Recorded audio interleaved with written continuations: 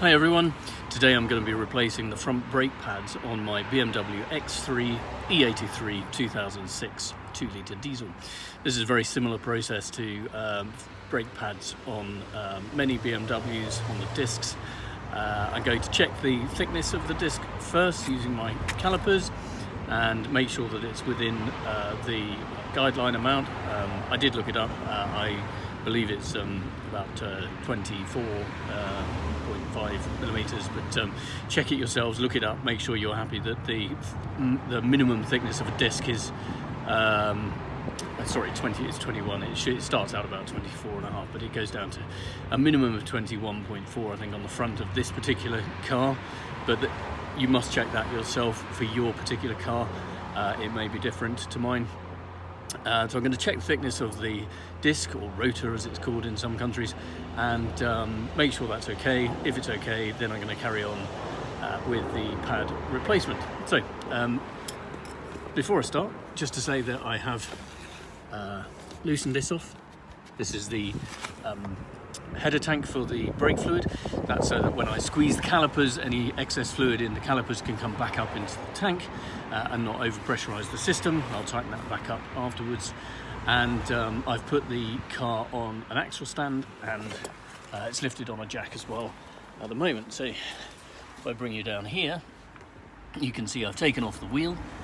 You can see the jack under there and the axle stand over here. The back wheels are on the handbrake, which is good on this car. I've replaced those pads recently, and it's not going anywhere. You could chock it as well if you're on a hill. You could leave it in gear too if you're really keen. This car is not in gear at the moment. So I have cleaned up a bit of the rotor over here, just to take the excess rust off it. This is a point where you can get a caliper on here, and if I get the caliper on here, you can see that it slides on there. There's a slight gap where the rust is holding it off, but if we allow, I don't know, 0.5 millimeter or so for that, I think we'll be okay. This is reading 24.5 millimeters, so we have lots of wear to go on this disc. So I'm very happy with this disc, albeit it's a bit on the rusty side, and it's in good condition. There is some scoring on there, but it's nothing particularly terrible. So I'm going to stick with this disc, and I'm just going to take off the caliper and replace the pads and go from there. We'll move you over here. There's the caliper, and hopefully you can watch me take that off. I'll describe what I'm doing as we go along and see where we go from there.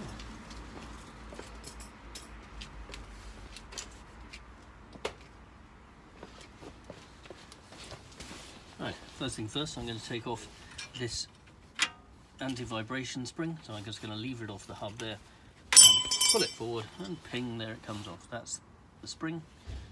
There is no grease or anything on that. We might put a little bit on the ends when we put it back on. Now, this caliper is held by two bolts that run through that have a hex key fitting behind two plugs that are on the back.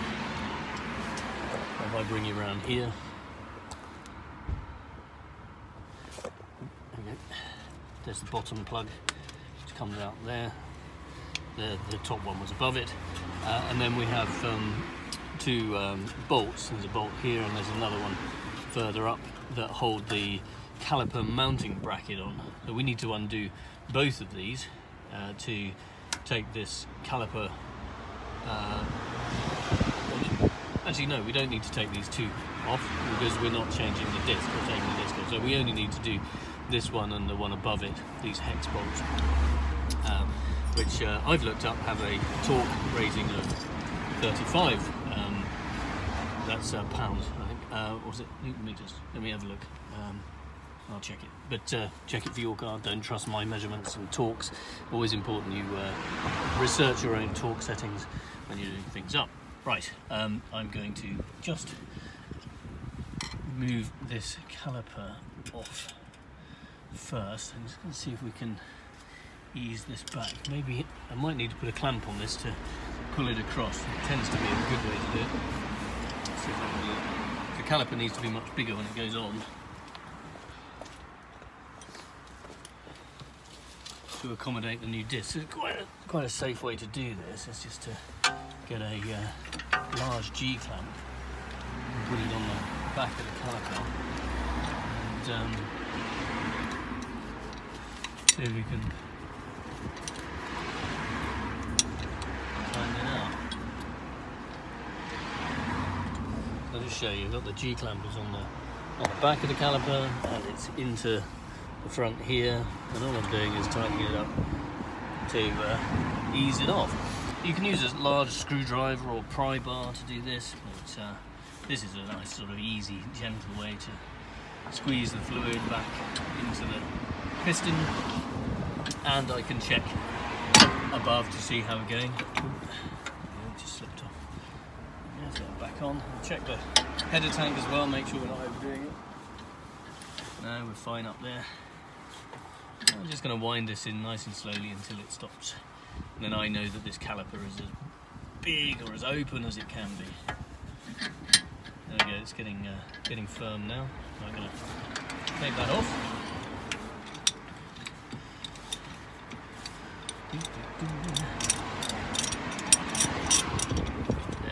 What you can see now, if you come around here, is that there is a, if I can show, there it is. There's a large gap here between the brake pad and the caliper, and that's where I've eased that off. This brake pad should, gosh, seems to be in there pretty well. Well, let's loosen off the caliper and see what happens. This is very exciting. There we go, much better view. Right, so I need to get these off here.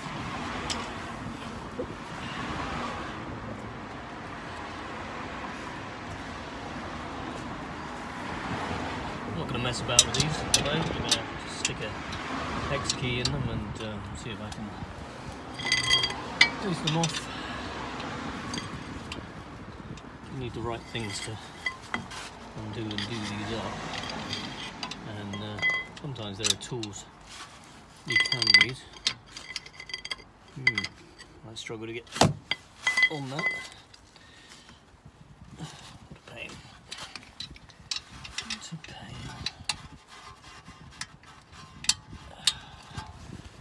Let's see if I can find a... Okay, I'm going to need to find a hex bit on the socket.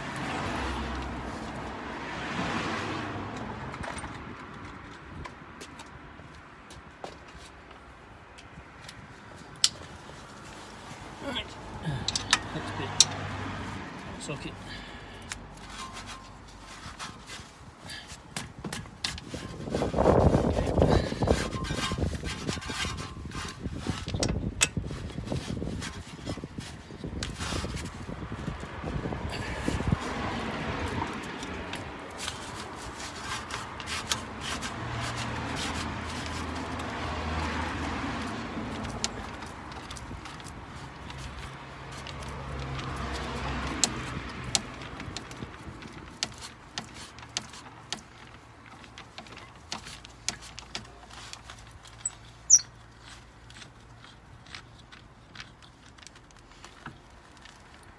Surprisingly small little bolts, these, holding a caliper on, but I guess it's the mounting thing that does the work, not the actual caliper. What I will do though is see if I can find a wire to hold this caliper up. What I don't want to do is hang it on the brake pipe.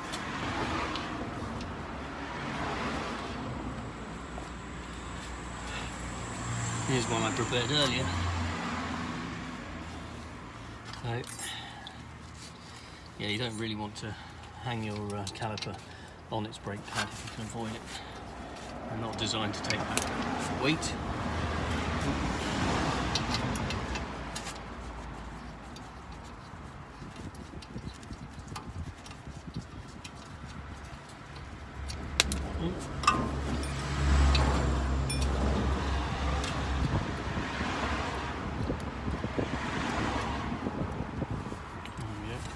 Loose. This should just slide out here. It does. And then there's a brake pad inside there, which I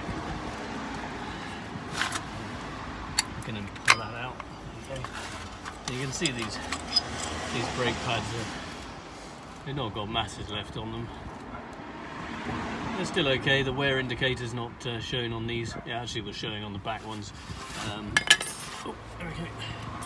So, let's see if I can put my hook underneath there. Hold it up. I'm going to hook it onto the suspension. Just so it stays up out of my way. There we go, no hands. And, my lord, if we come around here, see, I can't take the brake pad off. And you think, what the heck is going on there? This should be loose. This pad should be able to freely move inside this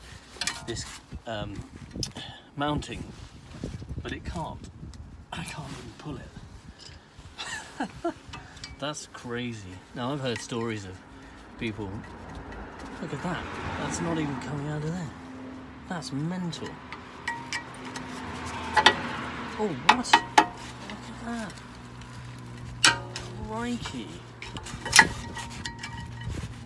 Well, that really is bad.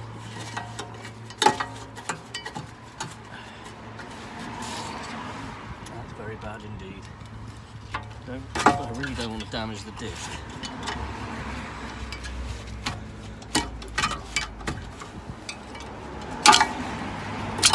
But that does need to come out of there. Gosh, that's quite serious. That is.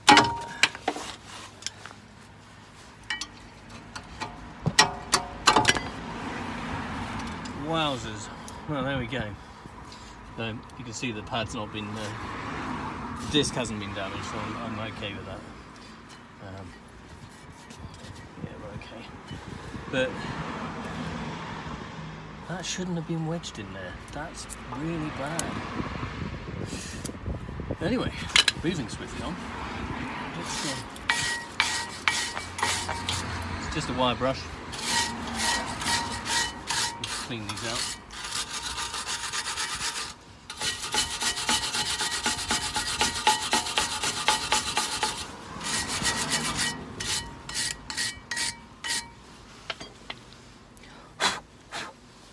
Crikey, that's mad.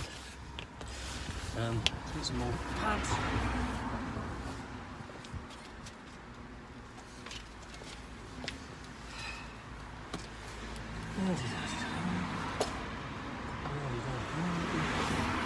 Now, I use Bosch pads. I've used Bosch pads all the way around. You don't have to, use whatever you like. You can see the difference in the thickness. New fold. The ones that go into the caliper have this big springy thing on them, makes it sort of hold into the caliper. I guess it's probably an anti-squeal thing. The other side doesn't, so that's the outside. I've got a full set, never change one, always do all four. There's no left and right on these, as far as I can tell. I've got the same code number on them. Yep. Just checking they've got the same code. They do. No, they're not handed. So I've got a pair. That pair will go on. So this obviously should fit into here, and it should be nice and loose, which it is. Well, I say nice and loose. It's pretty tight in there. Back ones were much looser.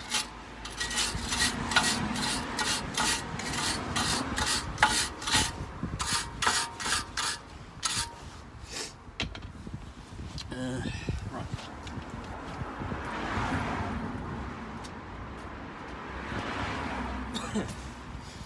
Now, a little bit of conversation on lubricants and brakes. Getting lubricant on your braking surfaces and brake pads is bad.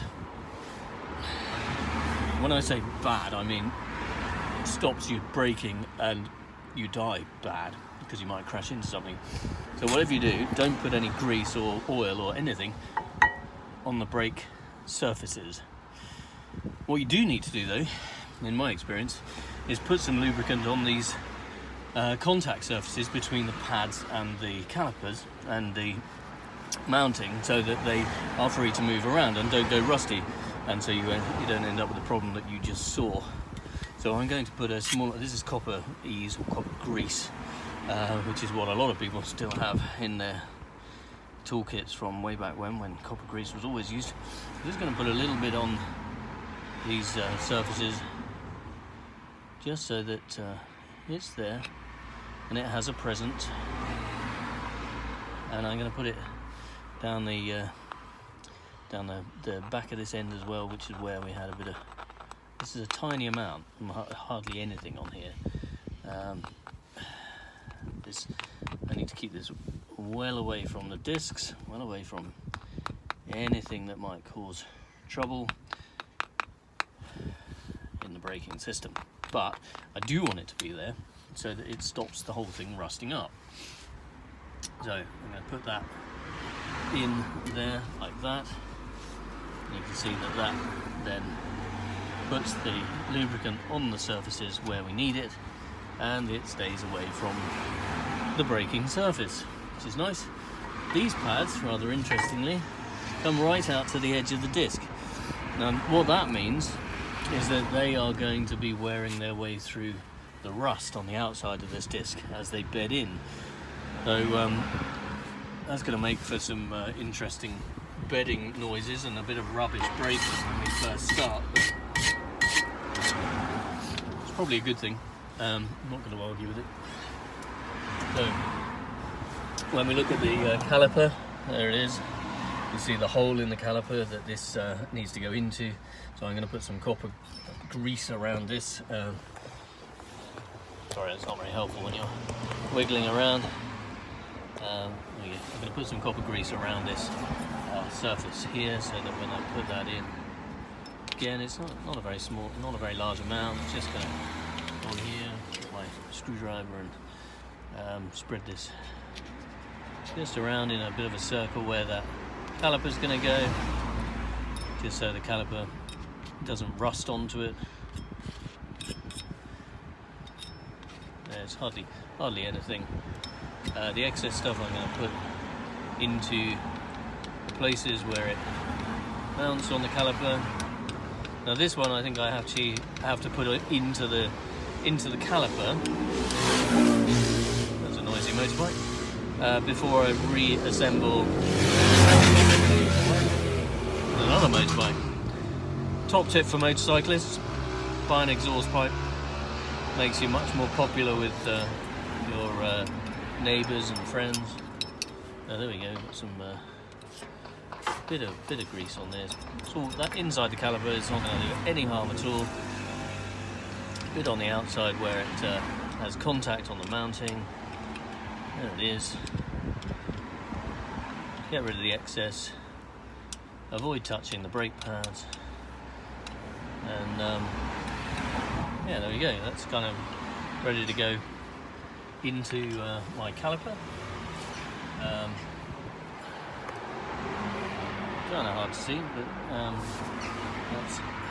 grab my caliper off there, take my hook off it. There it is. I'm going to slide this inside the caliper, clip it in. Ooh, nice and tight in the caliper. That's good. Make sure my screws are out of the way. Now I should be able to slide this back onto here. Now I've read stories of not being able to get this on here because it's so tight.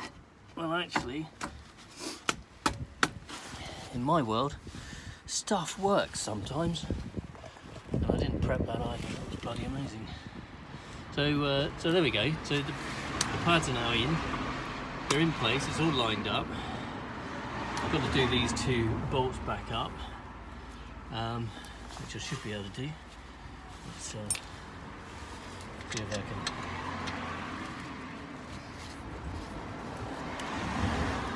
Get that on there. Let's get that engaged. Let's get this one engaged.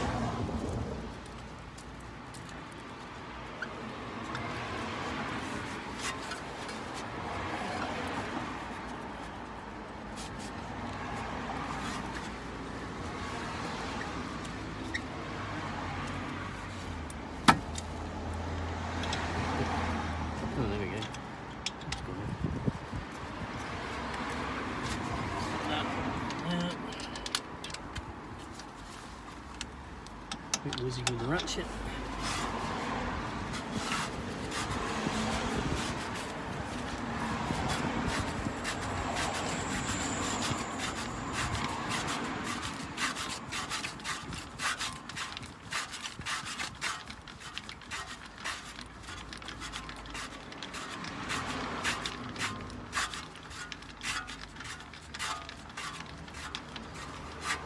There we go, done stiff, taking the top one.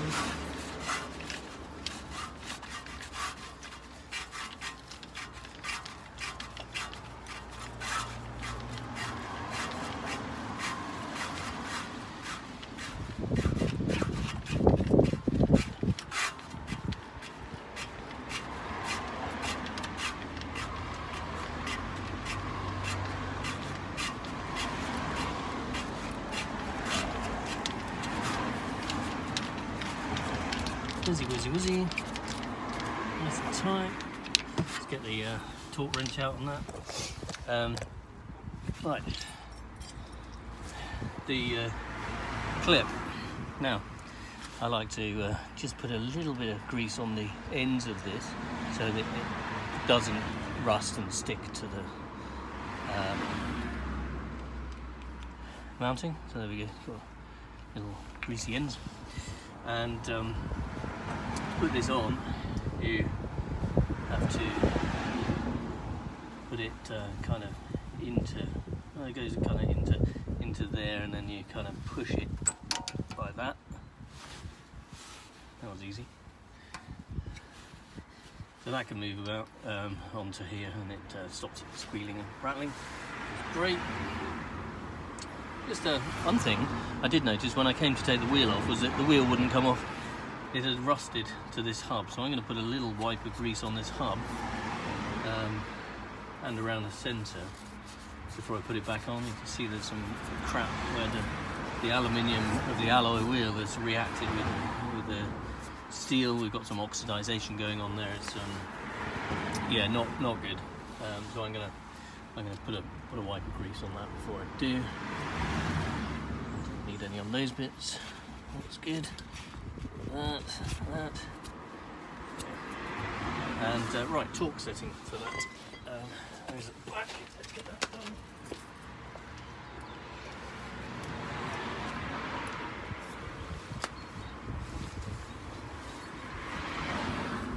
Torque wrench. And foot-pounds, I think.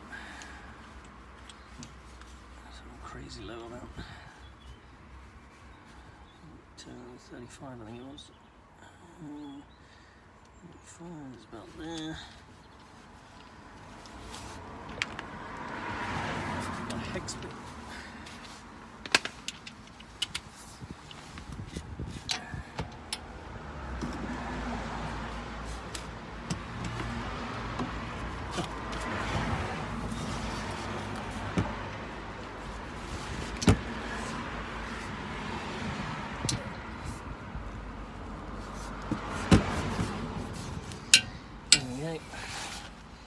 And the bottom one.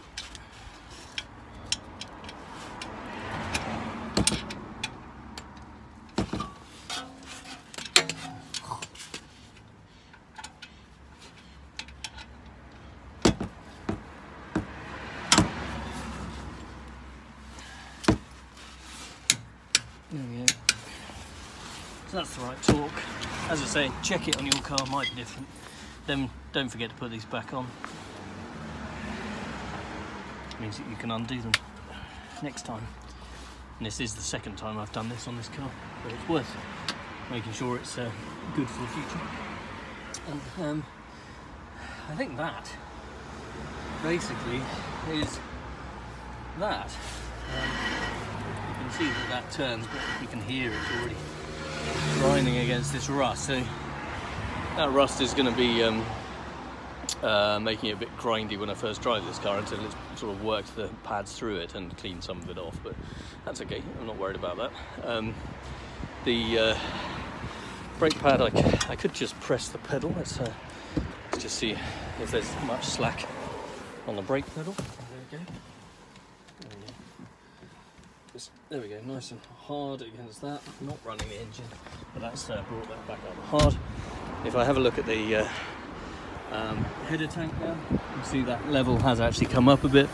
That's okay. That's actually taken about half the capacity that was there. So when I do the other side, it's going to take the other half, which is fine. So I know it's not going to spill out. So if I were finished, obviously I'd tighten this back down and go on my test drive. But I'm not finished. I have another one to do, and I'm going to go off and do that now. You don't need to see that. You've seen this one, and you've seen what I've done. So you have seen what I've done. Thank you for watching. I hope it's useful to you. Obviously, you work on your car at your own risk, and you know, make sure you're happy, you're confident. Get someone to check it that knows what they're doing if you're worried. Yeah, good luck. Happy driving. Thanks for watching. Subscribe to the channel if you like it. I like subscribers, and it means you get notified in the next video. Have a great day. Thank you, everyone. Bye bye.